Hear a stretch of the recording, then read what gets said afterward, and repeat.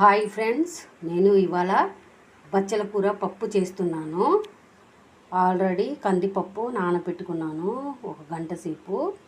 దానిలో బచ్చల కూర వేయాలి.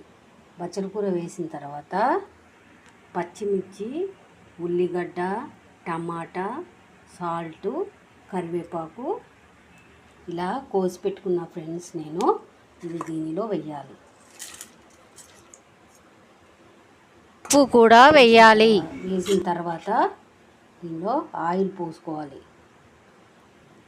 ఆయిల్ పోసుకున్న తర్వాత ఇందులో చింతపండు వేయాలి.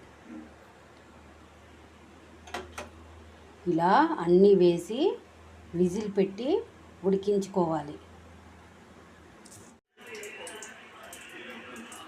ఇలా ఉడికిన తర్వాత దీన్ని బాగా రుబ్బుకోవాలి.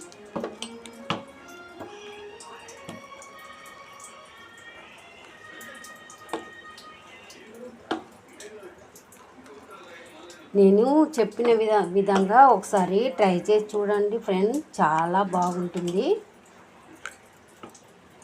దీంట్లో కొత్తిమీర వేసుకోవాలి.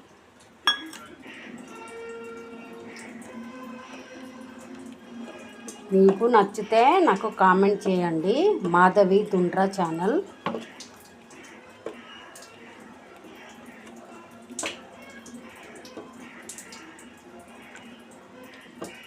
ఇలా రుబ్బిన దానిని తాలింపు వేసుకోవాలి. తాలింపులో ఆవాలు, జీలకర్ర, మినప్పప్పు వేసుకొని ఎల్లిపాయలు, కరివేపాకు వేసి ఇష్టం ఉంటే ఇంగువ వేసి తాలింపు పెట్టుకోవాలి. చాలా బాగుంటుంది ఫ్రెండ్స్. నా ఛానల్ని సబ్స్క్రైబ్ చేయండి, బెల్ ఐకాన్ క్లిక్ చేయండి ప్లీజ్ ఫ్రెండ్స్.